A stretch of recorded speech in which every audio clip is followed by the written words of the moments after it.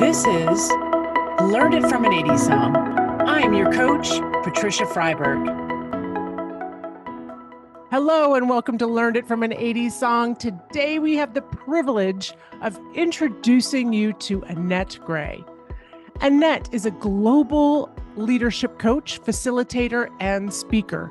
She's a beacon of inspiration dedicated to fostering a more respectful, inclusive, and sustainable world. With a background spanning teaching, human resources, consulting, and coaching across diverse sectors, Annette's mission is clear: to empower leaders, particularly women, to thrive and drive change. With a fervent belief in developing leaders to be more coach-like in their approach, Annette's journey is one of profound impact and purpose. Having trained over 8,000 individuals in coaching and in mentoring, her influence extends far beyond the boardroom.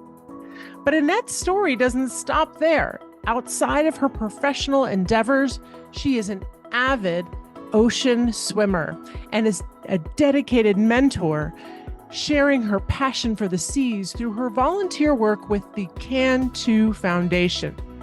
Her commitment to environmental causes led her to Antarctica in November of 2023, where she participated in the Homeward Bound Project, a transformative experience that ignited her advocacy for climate change and women's leadership in STEM fields.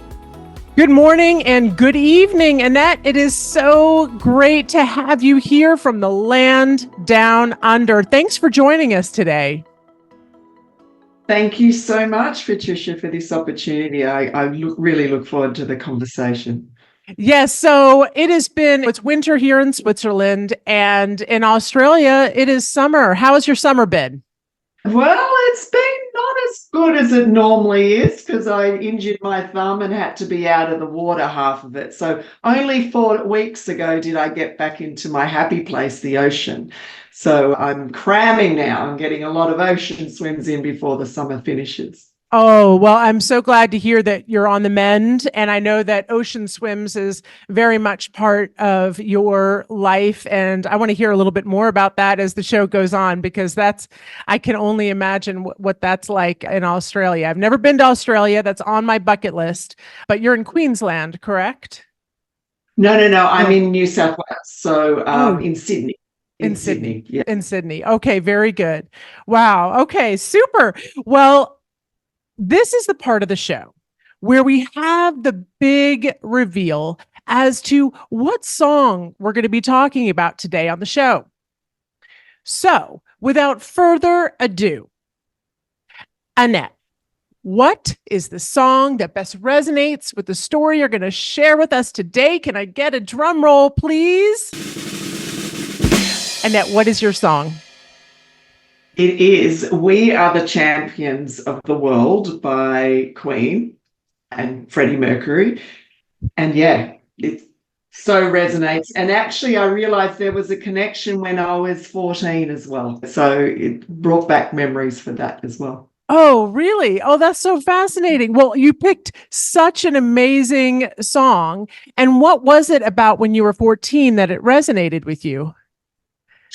Well, we were playing softball and our team won the grand final. And I remember singing that song shoulder to shoulder, walking back to the train station. And we thought we were the champions of the world.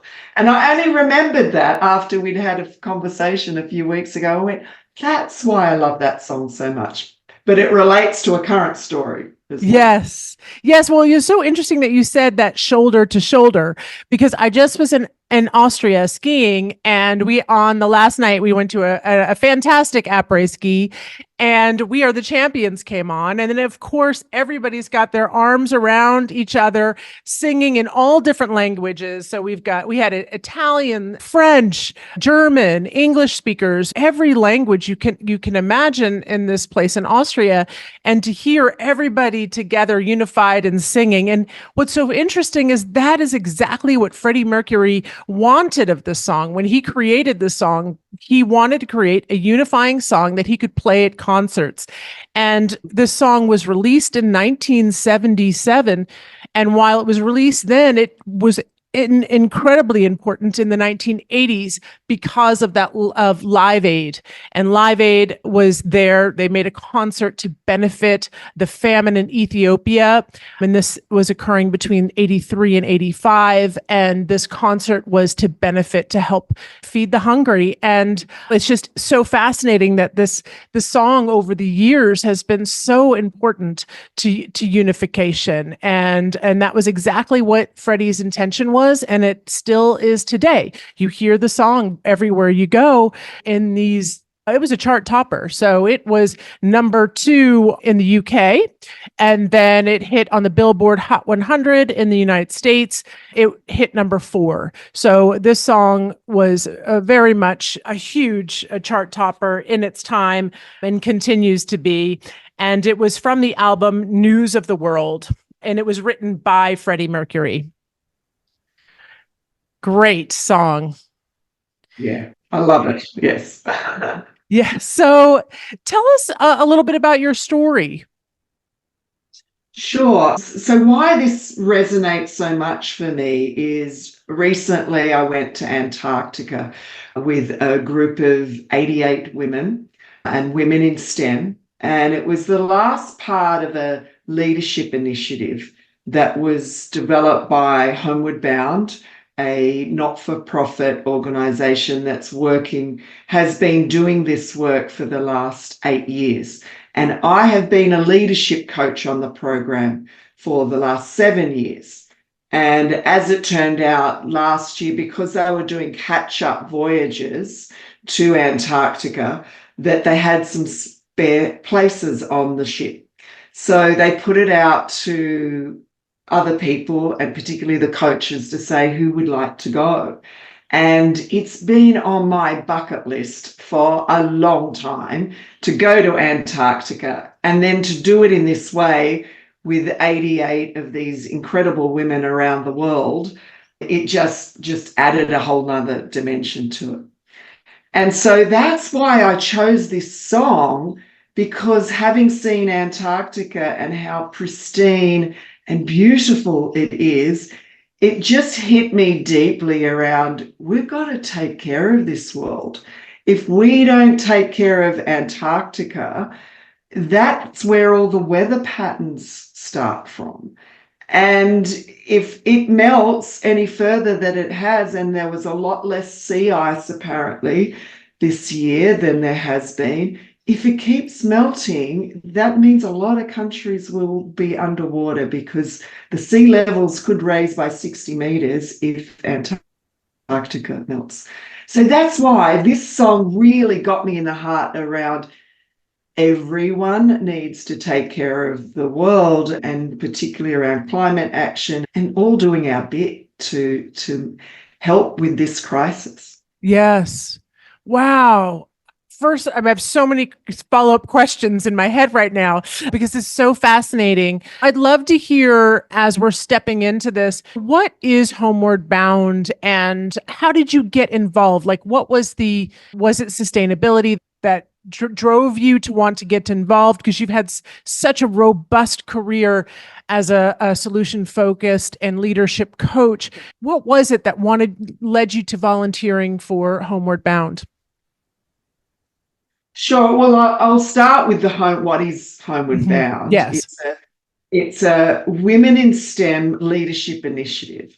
And so the founder, who was Australian, founded it nine years ago, 8 or 9. We're coming up to the 9th cohort. So yes, nearly 9 years ago.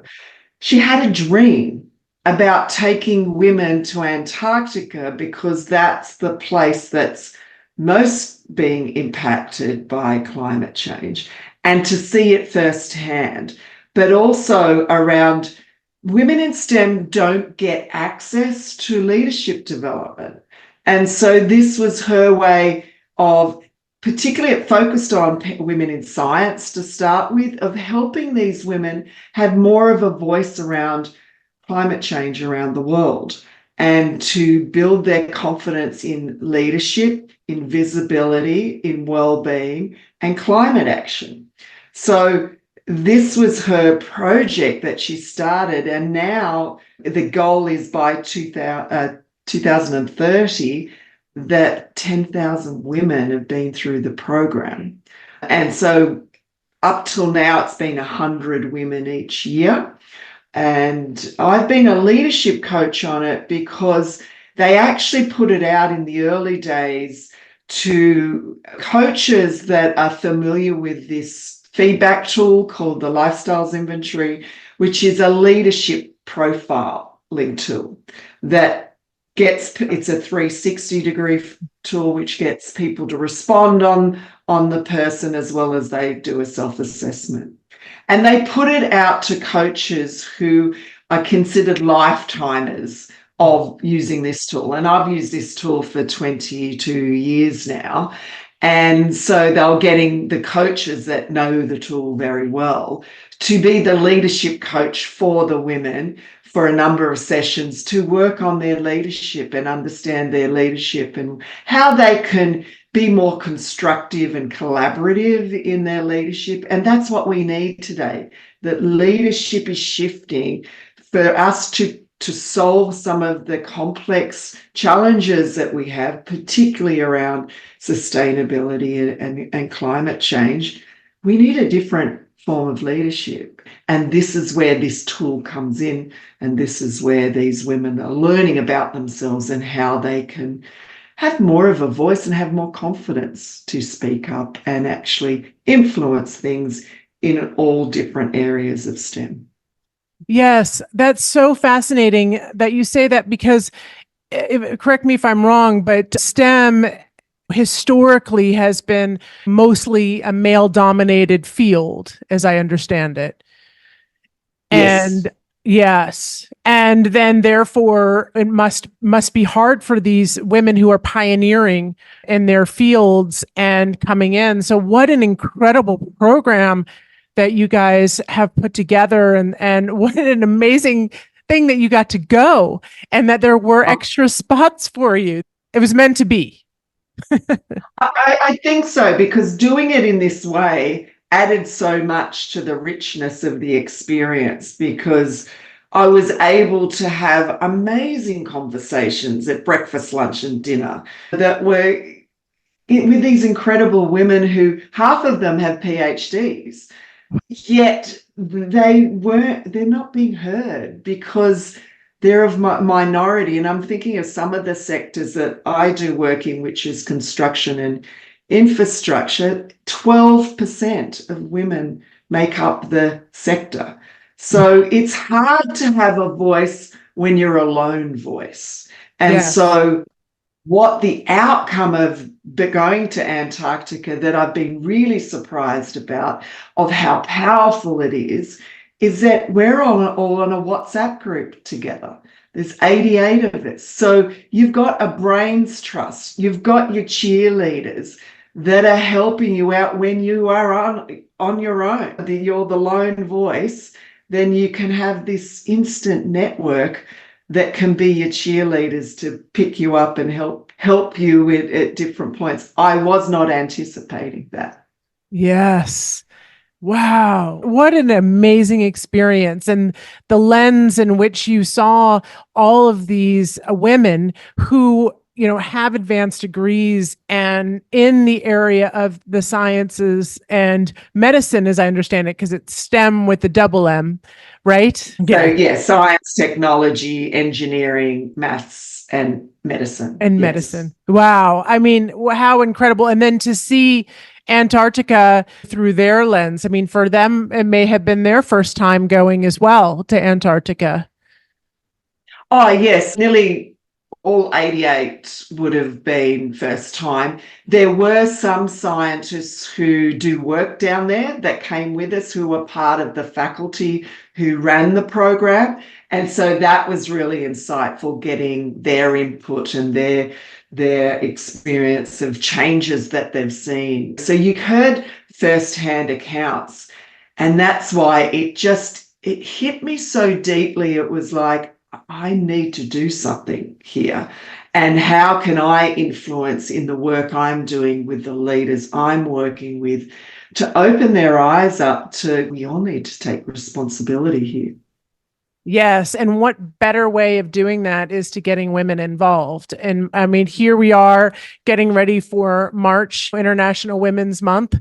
And next behind Mother Nature is a bunch of mothers who want to take care, and women who want to take care of the earth. I had found you on LinkedIn because I was so curious about what you were doing, and I was going to Antarctica. So that's when I had reached out to you. And I went with the family as expedition, and it was a bucket list for my husband to go. And this is my last year with my son before he goes to college. So it was definitely an experience. And I was also struck by the nature and how much we need to take care of it, and how little. What my biggest takeaway as a positive psychologist, and you'll laugh when I say this, was that, like, okay, what's working well and what can we do more of to help? And it was amazing to me how small changes can make a significant change to our sustainability, to climate change. And that was really fascinating. Like, even they were explaining to us, the scientists, about how just small changes, if we all do these small changes, we can reverse it. We know if we keep going on this track, it's going to be bad, but we know what to do to help prevent it. We just have to do it.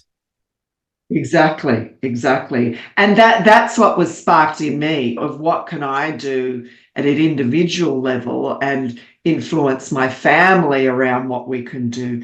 And that's what I learned down there as well, this concept of One Health. And to help the environment, we need to eat differently. Even if we just cut down our meat intake to every second day, that can make a huge impact to our land, to the animals. Like, huge impact just by doing that one thing and just reducing your meat. Yes. Yeah. And food wasting. I was struck by how much emissions are let out by food waste, and that, like, let's take less of a serving. I certainly could benefit from that. And let's use everything in a refrigerator. I know it's hard. Sometimes things go bad, but I have to get a little bit more proactive about not throwing things away and using them in the time. That way I'm not contributing to this problem of the emissions coming from wasted food. I think you're right. And it's raising the consciousness of us all in what are those little things you can do. Like, now I'm very hesitant to buy new clothes because I don't need them. And I actually run a clothing sale that's a recycled clothing sale for the local community as part of one of my other roles I have outside of work is I mentor ocean swimmers. And so the fundraising we do for cancer research, we started 4 years ago running this clothing sale. And now the whole community's behind it. They want to donate their clothes so that we can sell them cheaply for cancer research. And so that has sparked in me, like, you still get joy out of getting secondhand clothes. It's still the buzz you get from getting something new, but it's else's piece of clothing that doesn't bring them joy anymore. So yes, I was going to actually go there, but I think it's an important point. There's these little things that we can do that we can help be the champions of our world. Wow. Wow, that is amazing. What a great thing that you were doing, and what a great idea. That's fascinating. I noticed it here even in Switzerland. They have a program where, the big warehouses where you can buy clothes by the kilogram. Because like you had said, I get joy from if I find something that I really like that belonged to somebody else or what have you, or someone gives me something that they're not wearing anymore. I get joy from that as much as if I had bought something, truly. So that's such a great point that you bring up. Really amazing. Yeah. Yes.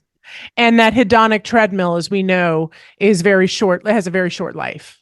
When you buy something, it goes, whereas experiences and studies show that things like that have more of a long lasting, or things where you're social together have a much more long lasting for positive emotions, rather than the retail therapy, as they say, has a very short life of positive emotions. Yeah.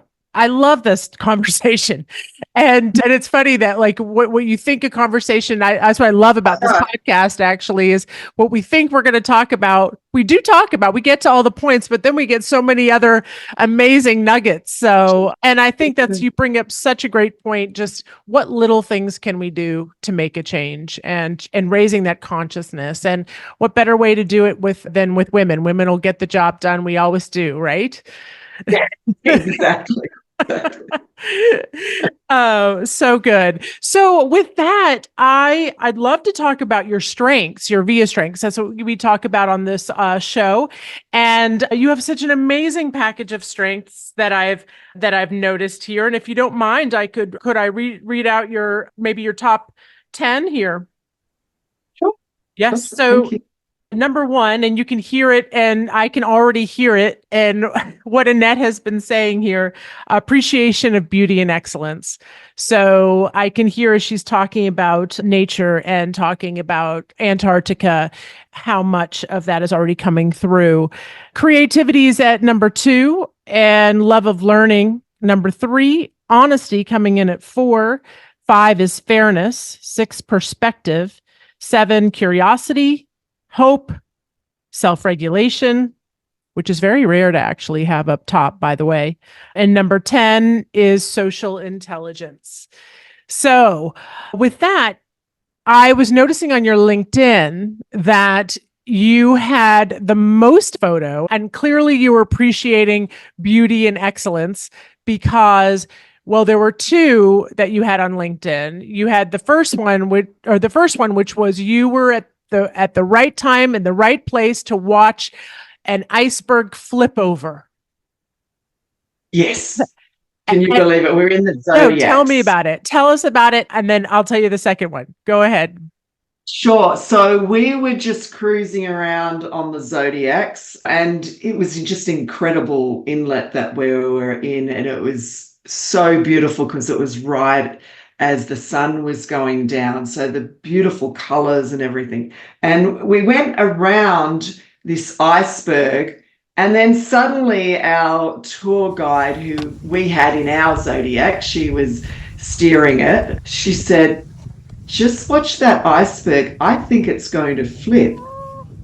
And then she said, "I'm just going to pull away from it a bit, just to watch." Yeah, because we were very close to it. And it did, it turned. And if you listen to the audio of me filming, all you hear me say is, "Oh my gosh, wow, oh my gosh." And it was incredible to be right there at that time when it happened. And unfortunately, only half the ship got to see it, because often we would go out on the Zodiacs, only half would go at a time. And we were so pleased with ourselves, our group that went, but we missed out on seeing a whale go under one of the Zodiacs. So it sort of evened itself out, but this was incredible. And then to see what was underneath. And as you were talking before the show about the different colors of the ice, and this was clear and black, and they were describing to us that's really, really old ice when it looks black like that, because it's been, they said thousands of years it's been around. But to see that flip, it was still in my memory, and I keep watching the video a lot because it just brings back so much joy to see that. Yes, yes, and just marveling at nature and how incredible. Wow. But I can see in that when you were telling the story, you're appreciating of nature, of the earth. And that's the interesting thing with appreciation of beauty and excellence. It's you see the work behind things. You see not just you don't take things for face value. You're really going deep into thinking about why this, or the curiosity, almost like curiosity behind appreciation of beauty and excellence, which is interesting. And then the second one was, and I was scrolling through, and you had put up that beautiful picture. And before I even read the text, I said, "Oh, that iceberg looks like a cupcake." And then sure enough, you had written about how cool it was, like clouds, right? How we see images in clouds. You can see things in icebergs. Yes, and I think I hadn't looked back at my VIA strengths again so recently, but seeing that creativity there combined with the appreciative beauty, I'm doing all my posts prompted by what I saw in Antarctica and making connections to things I do in my work and helping leaders understand what's important. I'm making those connections just from an image. And I went, oh, that's my creativity in play. 100%. But you've got to get on her LinkedIn and see these amazing images. And if we can on YouTube, we'll try and put these up for people to see. And I saw an iceberg I was sharing with Annette before we started. Was I had to kind of rub my eyes actually, because I was like, am I seeing things? Is the rocky waters getting to me? One iceberg didn't look like any of the other icebergs because it was this very deep gray blue, like it was a deep, deep gray. And I guess I learned later that that's that compression over the years of the ice. And so not as much light can go through. I'm going to need a whole new phone because I have so many photos on it from Antarctica and penguin. Like I have so many penguin photos because they are just the happiest little creatures. They are. And I found them very tame. They would just get on in doing their work and busy getting rocks and creating their nests. And they'd go across the path and they weren't concerned about us at all. We, stopped and gave them a wide way to go through. But they were incredibly tame. Amazing. Yes. And they had their whole little village, like their whole little system set up with those highways, the penguin highways. I joked that it reminded me of the 405 freeway in California, because it was these big highways with penguin just coming up, coming down, coming up, like because they go out and feed, then they go up. And I also loved watching their relationships. And for instance, how I remember observing the chin straps, and the chin strap penguin would bow. They do a little bow to their mate, or potential mate. And then they would bring little pebbles and as an offering. And I thought that was like an engagement ring. They give a little pebble to show like, we're going to build this beautiful nest together. And it was just really fascinating to watch their relationships. And how the penguin female and male, they co-parent. Yes. That was fascinating. Yes. The male penguin will incubate the eggs. In fact, the emperors will sit with the eggs, I guess, as I understand it, all season long in the winter. And then the females come back and just in time for them to hatch and feed them what they found in the water. And it's really just so fascinating how their systems work.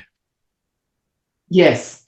And you probably saw some fights happen between some, and then everyone would squawk at them, all the other penguins. And it's just beautiful watching the whole thing happen. Yes. And then we can't, and speaking of fights, the fur seals and the elephant seals, they certainly are not lacking. The males aren't lacking testosterone. They're just jousting and who's got the biggest roar and protecting their territory. It reminded me of like lifeguards on the beach, how they each had their own little section.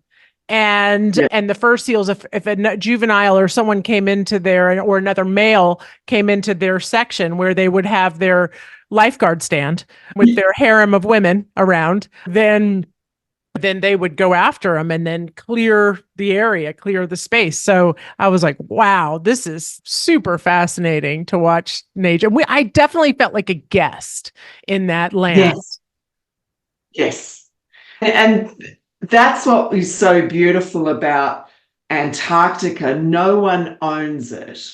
And so it's one of the few things in the world that it's true collaboration with the world to look after something. And I was fascinated by that. And IATO, that's the body that they're part of the Antarctica Treaty, who are responsible for tour operators and what they can and can't do and influencing them so that Antarctica can be kept for science and peace, which is, you can't transfer that kind of thinking to other challenges the world has.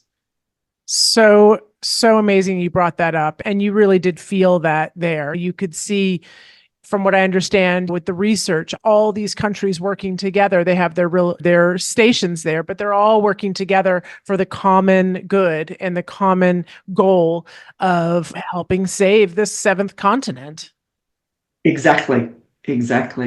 And wouldn't that be wonderful if that's how climate action could be treated? Mm-hmm. Like they're trying to, but we're not. There's still this protective way of what happens in our country. We want to keep doing that, and but having that agreement, renewables, to that, is so interesting. And I just really feel that there's misinformation out there, obviously a lot of it, that some people believe that climate change doesn't exist, and I think it does. And if it takes going to Antarctica to see that for people, do it, because it is very much happening. And actually, if, like you had mentioned, if we don't take care of it, I know that looking at the United States, Florida would be gone, Louisiana, like they showed just how much of the US would be gone from the rising waters and the floods and all of that. So exactly. Yes. A lot of the Pacific Islands would be gone as well. Is that right? Yeah. Wow. So, I mean, it's great that we have this Homeward Bound and how we have so many women in STEM really looking at the environment and for a common goal to change and to develop these leaders that then can help others get on board, so to speak, and help make some changes. Thank you for sharing that. And we digressed because all it takes is icebergs and penguin. So then we also have love of learning, and obviously you can hear that in Annette as she's speaking, and then honesty and fairness and perspective. So what I thought I loved about these three was I believe that it really relates to solution-focused coaching, and because I know that is your specialty. And I imagine, can you talk about how these strengths, honesty, fairness, and perspective, really work in solution-focused coaching?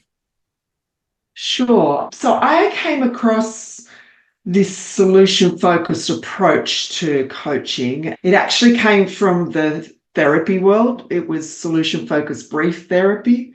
And in the 90s, a fellow by the name of Mark McGurger, who's based in the UK, actually thought that actually can work in organisations. And so it actually has some family resemblance to appreciative inquiry, but much simpler and more accessible for people to apply. So the work I do, so backtracking, when I came across it was 2011, and learned this technique, and I just went, wow, this is so powerful. I just want to use that as the model of how I coach. And that is the model of what I teach leaders in how to have these solution-focused conversations. Mm-hmm. And so I was so surprised the first solution-focused conference I went to with other practitioners from around the world.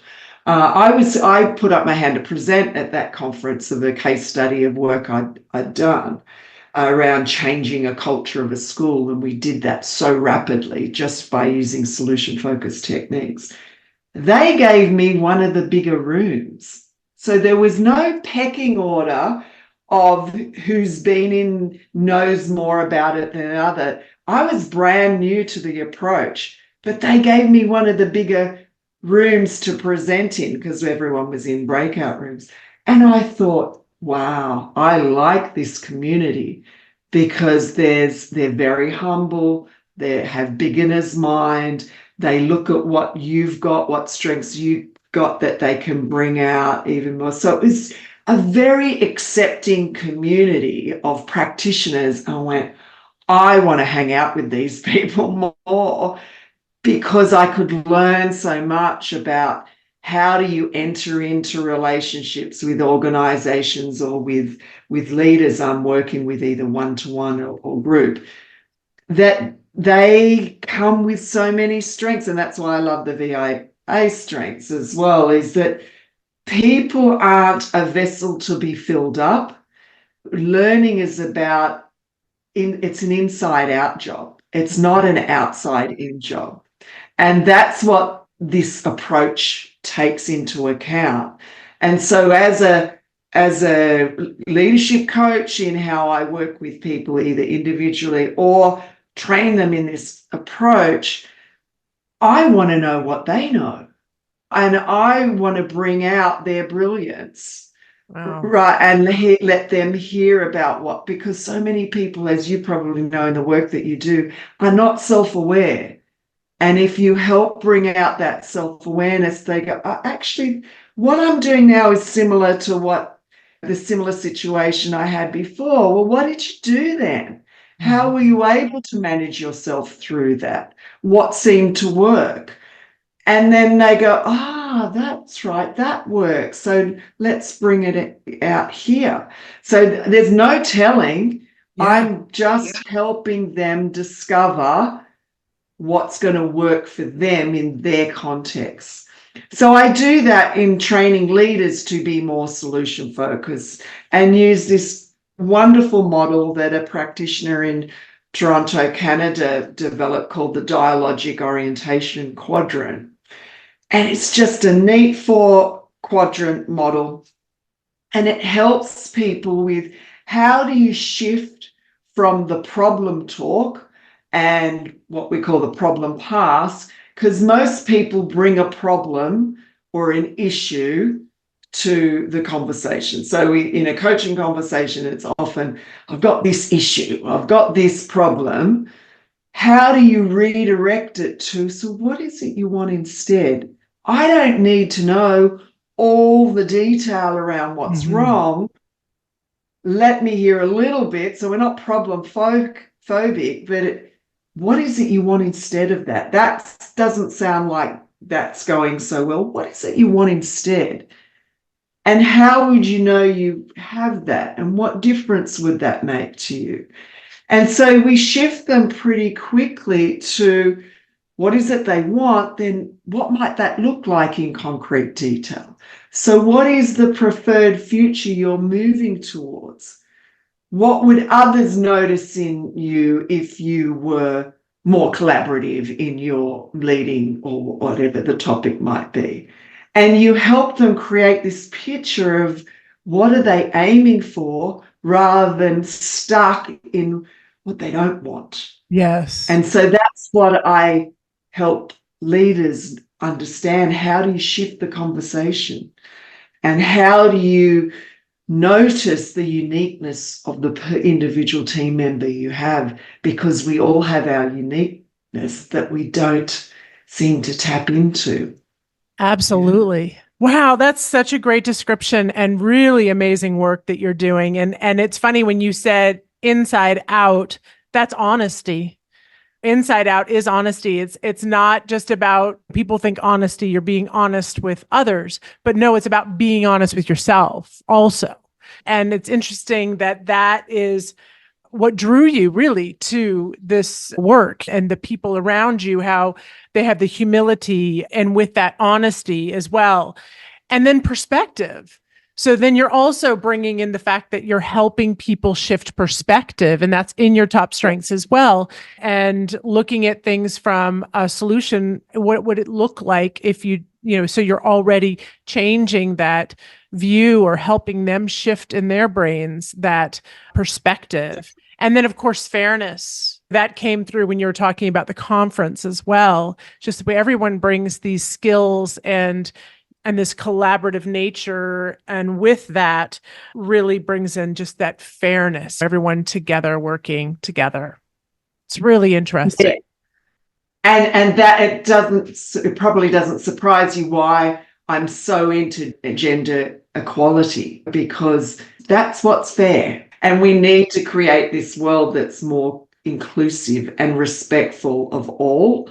And it wasn't until I was reflecting on my childhood, I actually spent 4 years, my family moved to the Philippines, and I had my early schooling in Manila in the Philippines.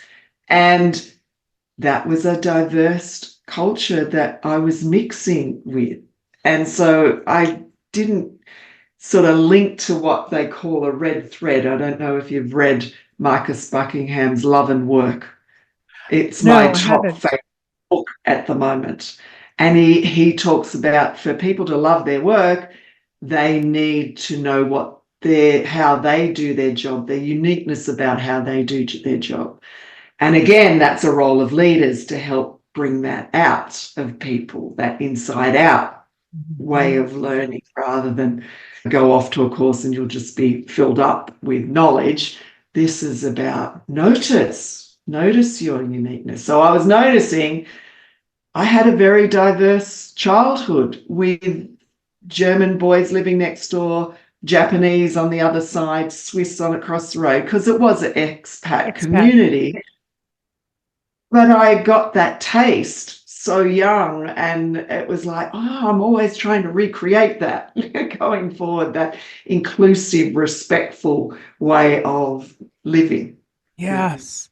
Yes. I really enjoy that as an expat here, being with different cultures. And yeah, it really does shift perspective. And I think going back to the United States, people who didn't have English as their first language, slowing down for them. Like, I know what it feels like to try to speak in, I call it Deutschlish, my German, I'll forget a word and say it in English. And, just that patience that they have with me, and also appreciation that I'm actually trying to speak the language. But, I appreciate them slowing down for me. I appreciate them correcting me, actually. The Swiss women have no problem correcting my German.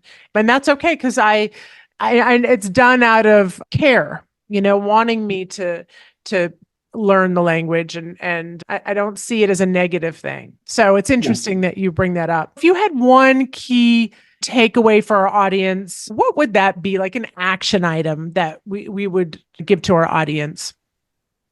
I think it has to be under solution focus. So if people are talking to you about a problem that they have, listen to it just enough, but don't be curious about finding all the detail. Pretty much switch it to say, what is it you want instead? That will change the energy of the conversation from looking down and being stuck to possibility. There is something I might be in. And then be curious around what they do say in terms of, what is it you want instead? What might that look like? How would you know if you've arrived at that? So how would our audience, and especially our leaders, if they want to work with you, what's the best way to get a hold of you? And I'm going to put this in the show notes as well. Probably it can direct email. So Annette at Annette Gray with an A, gray.com.au, or on LinkedIn, if they just search Annette Gray Consulting, I'll pop up. And then my website, which is www.annettegray.com.au. .au. Got it. Very good. So I want to just say thank you so much for being on the show. And before we end here, I would love to hear what were some of your favorite 80s trends or shows or anything that is reminiscent for you in the 80s. It would have to be shoulder pads. Yes. Because I have smallish shoulders and I had transferable shoulder pads that would go under a t-shirt, and I just love that look. And it's great that it's come back. It is great that it's come back. It just creates such a beautiful silhouette too. And yeah. I love a shoulder pad. And I remember, oh God, I remember my personality is like, you're kind of all in. So if I'm all in on shoulder pads, that means I'm going to put 2 in on each side to just create even more. I mean, I probably look like a football player, but I remember thinking, oh, this one's kind of thin. I feel like I need a second one, and they were all Velcro. And so I would put 2 in on each side. I agree. And that's like Dynasty. It reminds me of the show Dynasty with the jewels and the big shoulder pads and the beautiful silhouettes.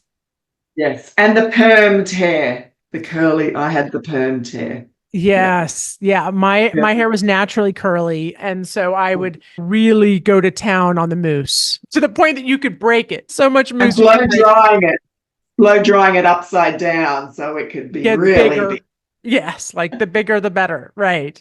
Yes. Shoulder pads and hair. Oh, yes. So good.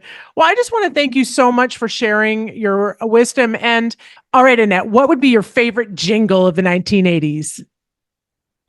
Well, I'm not sure you'd say it's a jingle, but it's a saying that's become part of the Australian, what is it you call it, language sort of thing. When this advertisement on the TV, the woman at the end of on the ad says, "Not happy, Jan," at the top of her lungs. And everyone uses that saying till this day. And they know exactly what you mean when she called out "Not happy, Jan." The context is it was Yellow Pages phone book, and Yellow Pages was where all the business numbers went in. And this woman forgot to put the ad in, the information in. So she's running down the street and her manager is hanging out the window going, "Not happy, Jan." Yeah. Oh, that's hilarious. So even to this day, everyone knows what you mean when you say "Not happy, Jan." Not happy, Jan. That is amazing. I think I'm going to borrow that one. That's hilarious. And I'm going to go check out on YouTube, see if I can find the commercials. Do that because it just nails it so much. Yeah. So good. Thank you for sharing that. Annette, thank you so much for being on the show. I mean, it really has been a pleasure. And I look forward to more posts from you on LinkedIn. And certainly, audience, please get a hold of Annette, and all of her information will be in the show notes. And thank you again. And let's all, I guess, the key takeaway is everybody takes a small step in their lives to make a more sustainable planet. And what better way to kick off International Women's Month than to all of us women gathering and just making these small changes. So I really appreciate you bringing that in, Annette. Thank you so much for your time, Patricia. As you said, I could have had this conversation so much for hours. So really appreciate the time today. Thank you. And until next time.